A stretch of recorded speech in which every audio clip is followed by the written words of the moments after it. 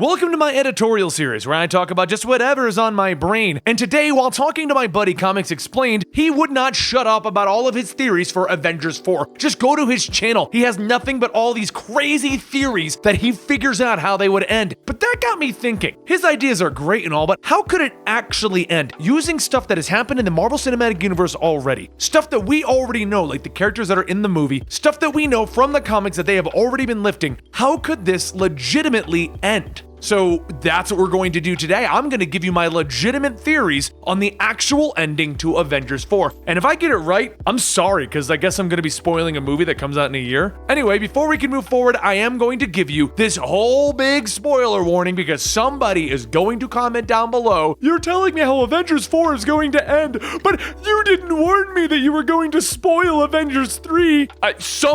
Most of us would use common sense and assume if I'm talking about the ending to the next movie, I would be talking about the previous movie, but somebody is going to do it. And now I know at least 3 of you are already typing that because you just want to say it just so you can be like, I was that guy. Anyway, spoiler warning. Lots of spoilers. Spoilers are going to happen. So let's start this whole thing off going off with what actually happened in the comic series, because this movie is very loosely based on the actual comic series. So I'm trying to take the events that happened in that, remove elements that don't make any sense, and put in elements that we have in the MCU. Now in the comic series that this is very loosely based on, Thanos did in fact snap his fingers, ending the entire universe, but his reasoning was a tad bit different. You see, in the comics, Thanos is obsessed with Mistress Death, the actual embodiment of death. He's practically in love with her, if not madly in love with her. And the cosmic entities convinced him that if he wiped out half the population, as he promised her that he would, showing off his unlimited power, she would be impressed and finally be with him. Now, I will state this, as far as I've been able to find, there's no clarification as to what Thanos wants to do with Mistress Death. He just wants her to accept him and be with him. That's all we really know, because that never works. Anyway, there's no build up to this. The Infinity Gauntlet comic book is literally just starting with him snapping his fingers. That's where it all begins. He shows up, he's torturing Nebula, and then he's like, hey, why is Mistress Death not impressed with this? The cosmic entities show up and they're like, hey, you promised her that you would wipe out half the galaxy. And he's like, oh, right, I totally did do that. Check it out. Why are you not impressed? And that's exactly what happened. Well, all of the buildup for this wasn't even in that series. That buildup was in a different comic book, and the buildup for that ended with Silver Surfer being thrown to Earth, in which he warned Doctor Strange. Now, in the movie, you'll remember it was Hulk. In the comic book, it was Silver Surfer, but that's the first of a lot of changes that they made, and that is not the point of this video. This video is not to go over the changes from the comic book to the movie, and honestly, I could go over a whole list of those, but I don't think you'd find them interesting at all, because half of the changes were made because Marvel doesn't own the rights to things. After Thanos does in fact snap his fingers and kill half the galaxy, Adam Warlock then rallies everyone together and they are teleported to Thanos for the real fight. Adam Warlock is a character that we know is going to be in Guardians 3, and James Gunn has come out and said that Adam Warlock is for his story, meaning we will not get Adam Warlock in the Infinity War movie unless they have been super tight-lipped about it. Anyway, with everyone teleporting in to fight Thanos, he's then convinced by the cosmic entities, or I think it's Mephisto or somebody who's like a big entity in something, he's convinced that he should limit the use of his gauntlet to prove his bravery and skill to Mistress Death. You know, the cosmic entity that he's obsessed with. Well, when the Avengers almost win, Raggy, Thanos uses the gauntlet to wipe out everyone, killing everyone. They are all dead. All of the Avengers have died at this point, and half the galaxy. There's no beating Thanos. He's won. The cosmic entities then attack Thanos because they deemed him unworthy of his powers, and he of course easily beats them with this power that he's supposedly unworthy of. And thus, in this story, Thanos deems himself the winner, done with everything, and he decides to move on, separating his astral form from his physical form. In the comic, this is the mistake because he leaves his body behind wielding the Infinity Gauntlet, and Nebula, of all people, the person that he was torturing by placing her into a perpetual state of being burned alive, takes the gauntlet, fixes herself, and basically becomes the new wielder of the Infinity Gauntlet. Thanos is then banished by Nebula, but she didn't just banish Thanos. Thanos actually made a female Thanos. You see, he realized that Mistress Death wasn't going to be impressed with him, so he decided to use the Infinity Gauntlet to make a woman who looked just like him, but was a woman, even wore his armor. He just made a female version of himself. Both Thanos and that version are banished by Nebula, and he ends up being saved by Doctor Strange of all people and Adam Warlock. And Adam Warlock explains that he knew the truth of Thanos this entire time because he looked into his mind. The reason that he allowed the gauntlet to be taken is because even he himself thought that he was unworthy of its power. Shocker, the way to defeat Thanos was himself all along. Thanos teams up with everyone and they fight against Nebula, who has the gauntlet, and as it turns out, she's going to be much worse than Thanos, or at least she's planning to be from what we've gathered. She's going to reshape everything. We have no idea what she's going to do because she really didn't get to do it. Thanos uses reverse psychology to trick her into reversing everything to before he even had the gauntlet. This frees the cosmic entities that he put into stasis, and they attack her, forcing Adam Warlock to retreat into the Soul Stone again, which is where he was before the whole event started or something like that, and he goes in there to cause disharmony among the rest of the stones. Boom, the gauntlet hurts Nebula, she drops it, everyone tackles Thanos as he goes to the gauntlet, but fear not, it's Adam Warlock who jumps out of that Soul Stone to take the gauntlet and send everyone away, stating that he now owns the gauntlet and possession is 9/10 of the law. I paraphrased what he said, but that's pretty much what he said. Fast forward a few months and Thanos has given up his quest for power to lead a simple life as a farmer. Now, some of that sounded familiar, right? And I think we're going to be getting some of those similar elements in the actual movie coming out soon. So since we don't have an Adam Warlock though, and he's kind of a key factor to this entire story, we need to figure out replacements for that. Yes, I know he's been hinted at the whole Guardians 3 thing, but the last time I heard, like I said, is that James Gunn was keeping Adam Warlock locked up for his movies. We also won't be touching on the cosmic entities or the Silver Surfer style stuff, because even if Marvel owned the rights to the cosmic entities and Silver Surfer and they weren't wrapped up as Sony, that would be a lot to explain in the sequel to a movie that didn't even mention them. So,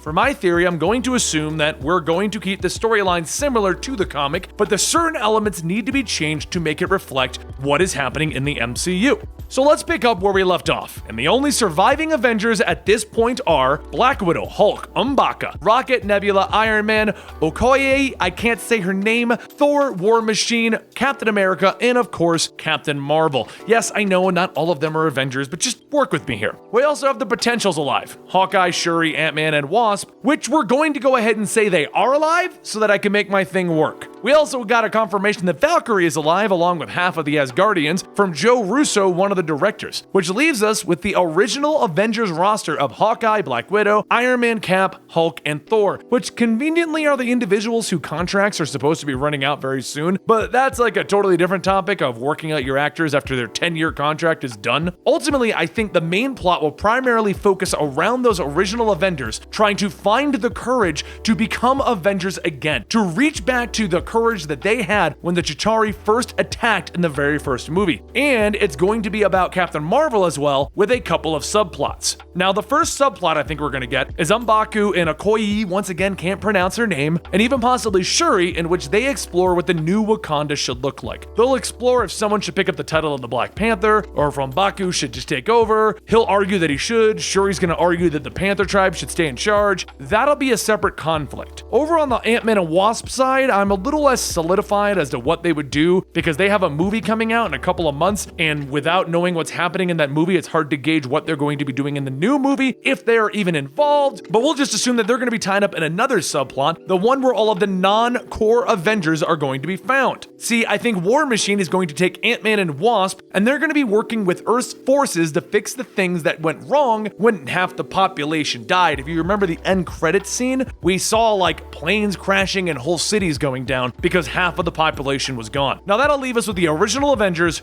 Rocket, Nebula, and Captain Marvel. So here's where I think our main plot is going to happen, and boy, I think it took me almost 10 minutes to get to this point. Captain Marvel is going to arrive on Earth to find the population gone, and just the words that the Avengers have failed. I'm picturing like a newspaper floating by her as she lands on some abandoned city. She'll already be aware of the Avengers thanks to Nick Fury, but she hasn't returned because simply Nick Fury had the Avengers. He had that little beacon that he would send out to call her back if she was needed. Like if the world was going to end, Nick Fury could call her back. But Nick Fury told her to stay out there protecting the front line from the aliens because someone had to be out there and he has the Avengers back here on Earth. Anyway, she'll find her way to the Avengers where we see that they have no plans and no ideas and nothing at all. I'm picturing even having a scene where like Captain America is sitting there, a tear in his eyes, shield is maybe broken or it's tarnished in some way, shape, or form. This is it. The Avengers have failed and they can't do anything about it. Captain Marvel is going to find out that Thor left to rebuild Asgard with the remaining Asgardians, as he has no idea where Thanos even is. She's then going to rally up the troops like Adam Warlock did in the original comic. She'll have some idea or knowledge of space or who Thanos is, and she'll conveniently have all of the information as to how to find him or where he is exactly. And then we're going to jump to the comment, how are we going to get everyone into space to go fight him? Because if you remember, only Thor is capable of travel in space or is even aware of things on a larger scale. So what I see happening to kind of like negate the fact that Stormbreakers has a Bifrost, so you can teleport through space, but to somehow give us a problem as to why we need to find a ship and a pilot, is simply going to be Stormbreaker is going to be displayed as having a limitation. Something along the lines of Thor can only go to places that he knows about, because since he's not Heimdall, who can see everything, he only can go to places he knows, which is how when he got Stormbreaker, he could Bifrost to Earth, but he can't just like Bifrost to Titan and go get Iron Man. It would basically make for an easy excuse as to why he's able to warp around, but why he can't bring everyone to this new location that Captain Marvel conveniently has. We'll then cut to space with Tony Stark and Nebula on some ship that they've secured, probably arguing about who should fly or that kind of news. We'll also see Tony Stark has been working on upgrades to his armor using the things that he found on Titan, something like a God Killer armor. I even foresee him making the comment,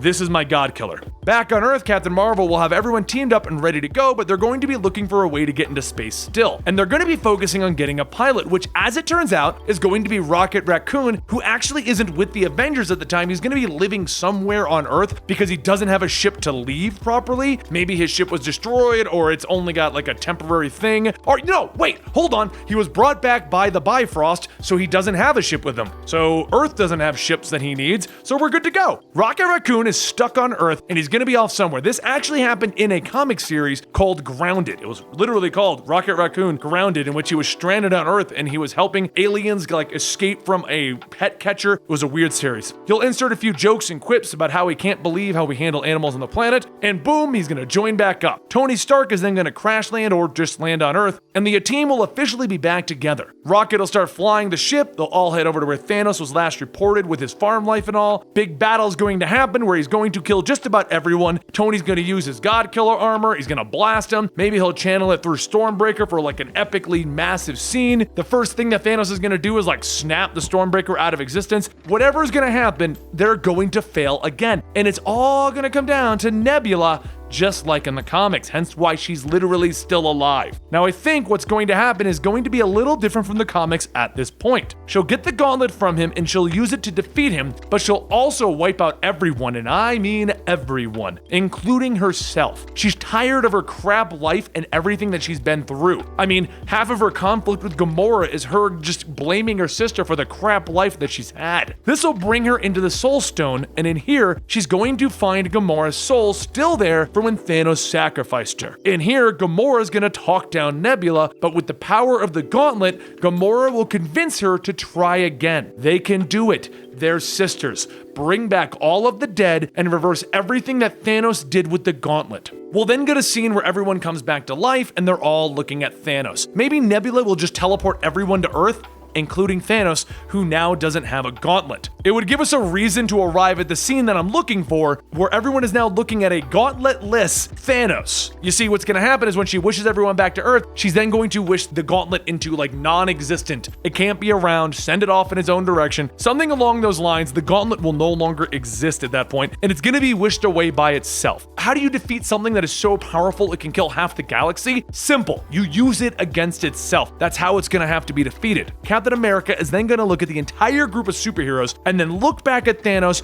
on Earth once again without his gauntlet. And we're finally gonna get the one thing that we have been looking for this entire time. This is what Disney has been building for. This is why it wasn't in any of the movies. Avengers assemble. And that's how it'll end. The gauntlet, like I said, will be destroyed because this is a movie universe and we don't even need it around anyway because they'll never use it again. Thor will be retired to his new Asgard. Captain America will be freed of his crimes and be placed as the director of S.H.I.E.L.D., where he'll offer Black Widow to be his second in command, but she'll turn it down to try and figure out a way to go have a family. Because if you remember back in Age of Ultron, we discovered that she was sterilized and this has really upset her. So she's gonna decide, I want to have a family, I'm maybe going to adopt or something along those lines, but she'll turn down Captain America's offer. Whatever's going on with Hulk and Banner, they'll have come to terms with in this whole thing, and they'll freely be able to Hulk out like he was doing all the way back at the beginning of one of the other movies. I don't even remember which one it was at this point. But when he was on good terms with the Hulk, they'll go back to that and they'll agree to be a hero. Hawkeye's gonna go back to the farm because it's Hawkeye and he's got a farm. And Iron Man is going to finally have his wedding to Pepper. Now, at this wedding, we're going to see everyone in the entire franchise that is free to film that day. And Captain America will then pull Captain Marvel aside, telling her that it is up to her to get their future together, to build the new Avengers, to teach people like Spider-Man, Doctor Strange, Ant-Man, Black Panther to work together.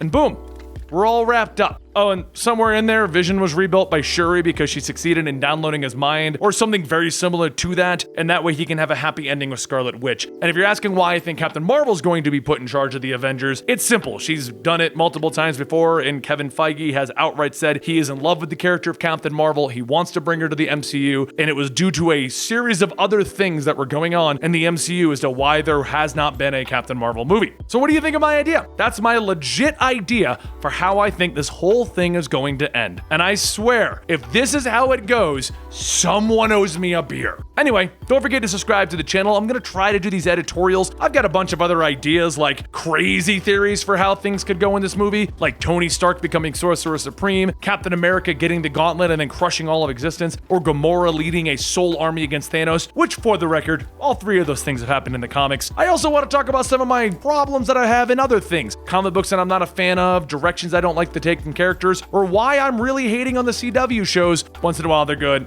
Right now I got things to complain about. Anyway guys, let me know what you think about everything. And don't forget to follow me on Twitter at Comicstorian, subscribe to our channel to get your complete stories, my editorial things, the R&BE, and you can even find us on Patreon where we upload additional content like behind the scenes and exclusive podcasting over there. Thank you guys, I'll see you next time.